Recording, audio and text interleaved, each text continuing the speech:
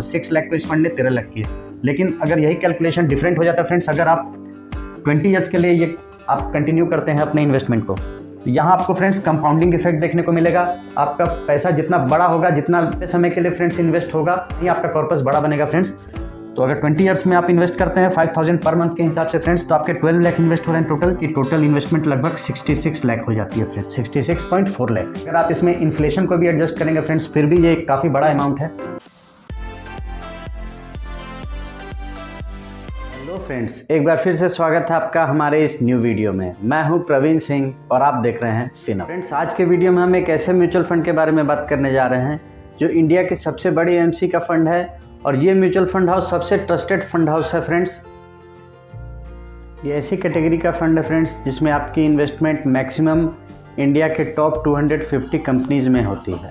Friends, इस video में हम फंड के बेसिक डिटेल्स जानेंगे फंड के टॉप 5 इन्वेस्टमेंट कहाँ पे हैं, और अगर आपने इस फंड में लॉन्ग टर्म के लिए इन्वेस्ट किया होता SIP या लमसम इन्वेस्टमेंट में, तो अभी उसकी क्या वैल्यूएशन रहती। तो फ्रेंड्स, अगर आप पहली बार मेरे चैनल पे आ रहे हैं तो चैनल को सब्सक्राइब कर लें। इस चैनल पे आपको म्यूचुअल फंड, इन्वेस्टमेंट और वेल्थ क्रिएशन से रिलेटेड वीडियोस रेगुलर देखने को मिलेंगे। वीडियो पसंद आए तो इसे लाइक करें, ज़्यादा से ज़्यादा शेयर करें। फ्रेंड्स, हम आगे देखेंगे बाय कैलकुलेशन, अगर आप इस फंड में 10 ईयर्स या 20 ईयर्स तक के लिए अगर इन्वेस्ट करते हैं SIP या लमसम मोड में, तो ये फंड कितना बड़ा अमाउंट बना के दे सकता है आपको।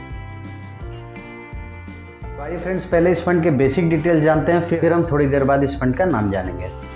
इस फंड का AUM है, मतलब एसेट अंडर मैनेजमेंट, इस फंड का है 28,677 CR का। एक्सपेंस रेशियो 0.84% का है। ये डायरेक्ट प्लान का एक्सपेंस रेशियो है फ्रेंड्स। एक्सपेंस रेशियो वही चार्ज होता है जो फंड हाउस हमसे चार्ज लेते हैं जब हम फंड में इन्वेस्ट करते हैं, तो एक्सपेंस रेशियो के रूप में टोटल अमाउंट से डिडक्ट हो जाता है। एग्जिट लोड है फंड का 0.1%, अगर आप 30 डेज़ के अंदर फंड से एग्जिट लेते हैं तो। एग्जिट लोड इस फंड का काफ़ी कम है फ्रेंड्स, 0.1% का है अगर आप 30 डेज़ के अंदर फंड से एग्जिट लेते हैं तो। फंड में आप मिनिमम SIP 500 से कर सकते हैं फ्रेंड्स, और लमसम इन्वेस्टमेंट मिनिमम 5000 से कर सकते हैं। फंड लॉन्च हुई थी जनवरी 2013 में। फंड को 4 स्टार की रेटिंग मिली है फ्रेंड्स। जहाँ तक अल्फ़ा का सवाल है फ्रेंड्स, इस फंड का अल्फ़ा 4.39 का है, काफ़ी बढ़िया अल्फ़ा है। अल्फ़ा से हमें ये पता चलता है फ्रेंड्स ने बेंचमार्क के कंपैरिजन में फंड ने कितना ज़्यादा रिटर्न जनरेट किया है। और इस फंड का बीटा 0.87 का है फ्रेंड्स। बीटा से ये पता चलता है कि फंड कितना वोलेटाइल है। बीटा से कम आइडियल माना जाता है। फंड का बीटा जितना ज़्यादा कम होगा, फंड उतना ही कम वोलेटाइल होगा मार्केट के हिसाब से। फंड का स्टैंडर्ड डेविएशन 13.01 का है फ्रेंड्स। फंड को मैनेज करते हैं मिस्टर सौरभ पंत। तो आइए फ्रेंड्स, इस फंड का नाम जानते हैं। इस फंड का नाम है SBI large and mid cap fund. ये SBI ग्रुप का one of the best fund है फ्रेंड्स, जिसने अपने इन्वेस्टर्स को अच्छा रिटर्न दिया है।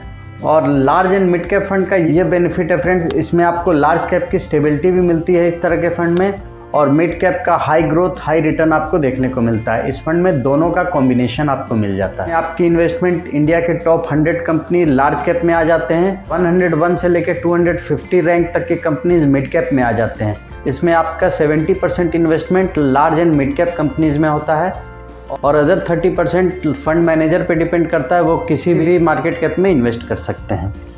तो फ्रेंड्स, आइए इस फंड का देखते हैं क्या मार्केट कैप है। इस फंड का 41.33% का इन्वेस्टमेंट लार्ज कैप कंपनीज में है फ्रेंड्स। मिड कैप में 35.79% का इन्वेस्टमेंट है, और स्मॉल कैप में 18.45% का इन्वेस्टमेंट है।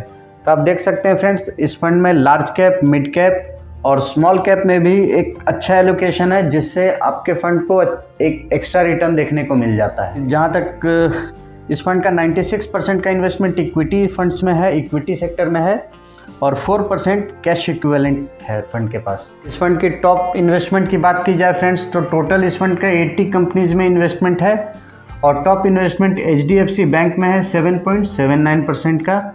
रिलायंस इंडस्ट्रीज लिमिटेड में 3.35% का इन्वेस्टमेंट है। थर्ड है HDFC AMC में 2.58% का। HDFC बैंक डिफरेंट है फ्रेंड्स, HDFC AMC डिफरेंट है, ये दोनों डिफरेंट कंपनीज हैं। ICICI बैंक में फंड का 2.55% का इन्वेस्टमेंट है, और एवॉट इंडिया में 2.51% का इन्वेस्टमेंट है। आइए फ्रेंड्स, देखते हैं इस फंड ने कैसा रिटर्न बना के अपने इन्वेस्टर्स को दिया है। और कैटेगरी एवरेज से इस फंड का रिटर्न कैसा है, कैटेगरी को इस फंड ने बीट किया है या नहीं, अपने कैटेगरी के अदर फंड के एवरेज को बीट किया है या नहीं। इस फंड का 3 ईयर का रिटर्न 17.8% का है फ्रेंड्स, कैटेगरी एवरेज 16% का है। 5 ईयर में फंड ने 20.2% का रिटर्न दिया है और कैटेगरी एवरेज है 18.6% का। और ओवरऑल ये फंड जब से लॉन्च हुई इस फंड ने 16.8% का रिटर्न बना के अपने इन्वेस्टर्स को दिया है।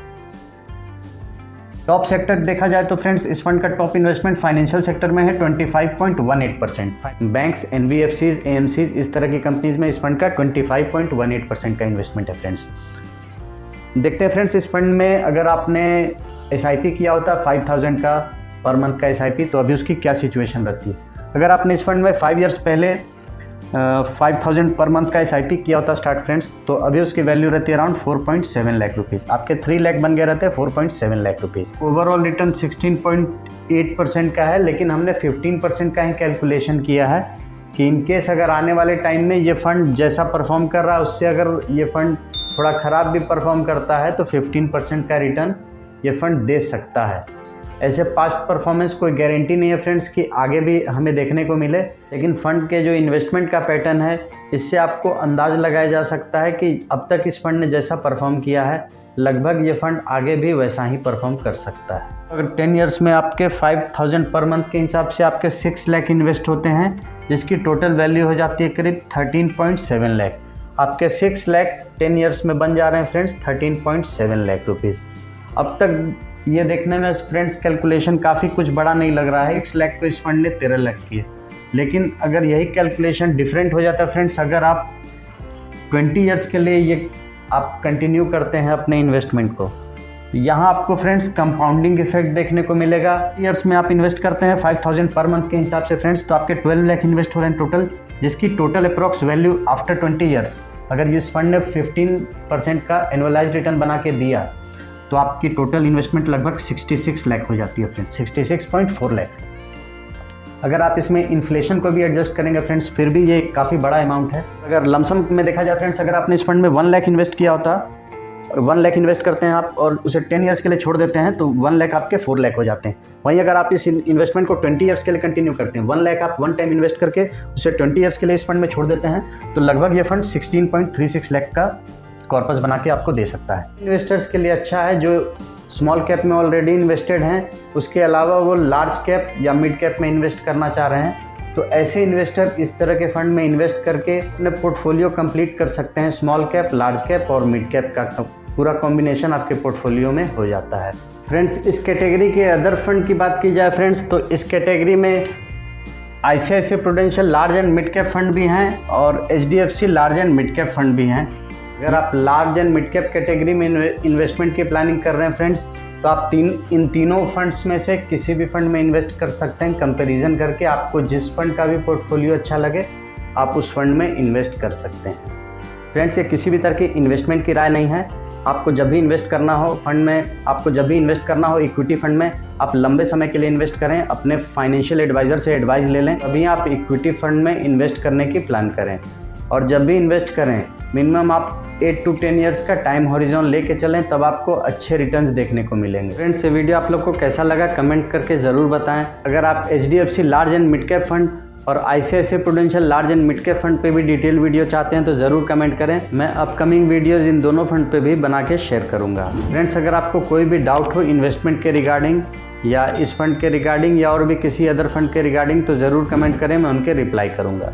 और वीडियो आप लोगों को कैसा लगा कमेंट करके ज़रूर बताएं। तो फ्रेंड्स वीडियो अगर पसंद आए तो इसे लाइक कर दें, ज़्यादा से ज़्यादा शेयर करें और अगर आप पहली बार मेरे चैनल पे आ रहे हैं तो चैनल को सब्सक्राइब कर लें।